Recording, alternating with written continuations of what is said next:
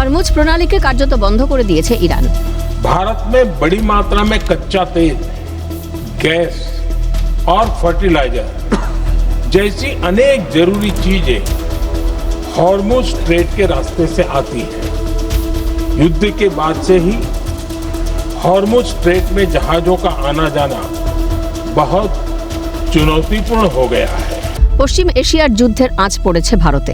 সোমবার সংসদে ভাষণ দিতে গিয়ে প্রধানমন্ত্রী নরেন্দ্র মোদী বলেন, জ্বালানি তেল, গ্যাস ও সারের মতো প্রয়োজনীয় অনেক জিনিসের সরবরাহ হয় হরমুজ থেকেই। যুদ্ধের ক্ষেত্রে পণ্যবাহী জাহাজের যাতায়াত এখন যথেষ্টই ঝুঁকিপূর্ণ হয়ে উঠেছে। তাই পেট্রোল, ডিজেল, গ্যাসের সাপ্লাইয়ের ওপর যাতে খুব বেশি প্রভাব না পড়ে এবং সাধারণ পরিবারগুলিকে তেমন সমস্যায় পড়তে না হয়, সেই দিকে নজর ভারত সরকারের।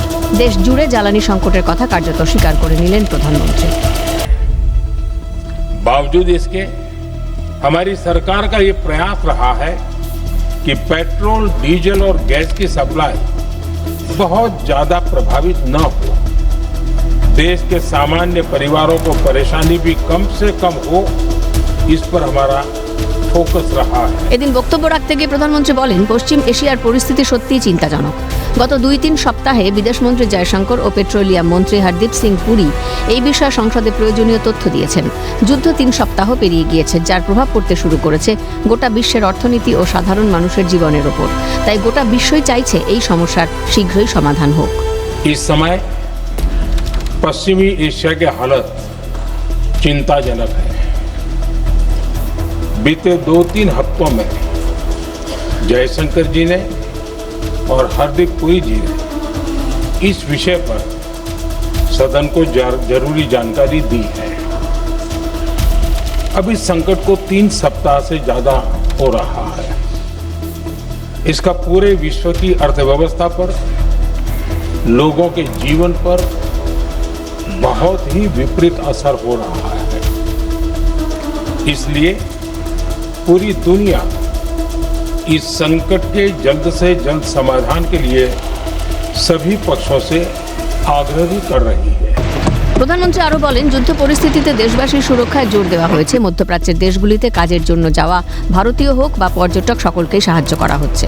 24 ঘন্টার জন্য চালু করা হয়েছে কন্ট্রোল রুম ও দেওয়া হয়েছে হেল্পলাইন নম্বর। प्रभावित देशों में हमारे जितने भी मिशन हैं, वो निरंतर भारतीयों की मदद करने में जुटे हैं।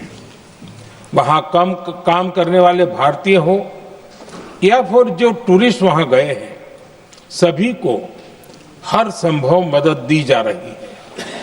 हमारे मिशन नियमित रूप से एडवाइजरी जारी कर रहे हैं।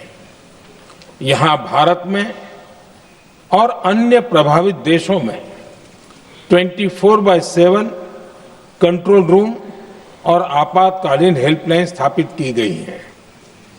इनके माध्यम से सभी प्रभावितों को त्वरित जानकारी दी जा रही है।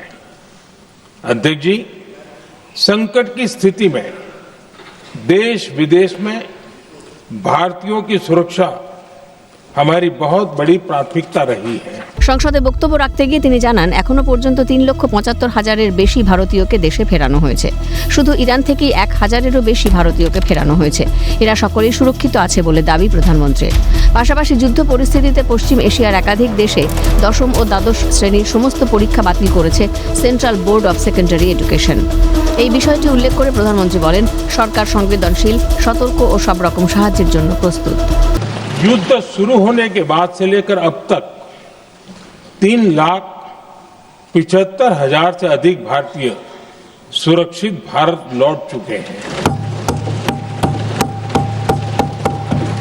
ईरान से ही अभी तक लगभग 1,000 भारतीय सुरक्षित वापस लौटे। पहाड़ी देशों में भारतीय स्कूलों में हजारों विद्यार्थी पढ़ते हैं। सीबीएसई ने ऐसे सभी भारतीय स्कूलों में होने वाली कक्षा 10वीं और 12वीं की निर्धारित परीक्षाओं को रद्द कर दिया है। इन बच्चों की पढ़ाई निर्बाध चलती रहे, इसके लिए सीबीएसई उचित कदम उठा रही है। यानी सरकार संवेदनशील भी है, सतर्क भी है और हर सहायता के लिए तत्पर भी है। সংসদে দাঁড়িয়ে অভয়বাণী দিলেও প্রধানমন্ত্রীর কথায় স্পষ্ট যে মধ্যপ্রাচ্যের যুদ্ধের প্রভাব ভালোভাবেই পড়েছে ভারতে। আপাতত জ্বালানি মজুত থাকলেও ভারতের আকাশেও যে অনিশ্চয়তার কালো মেঘ তা বলাই বাহুল্য। ক্যালকাটা নিউজ।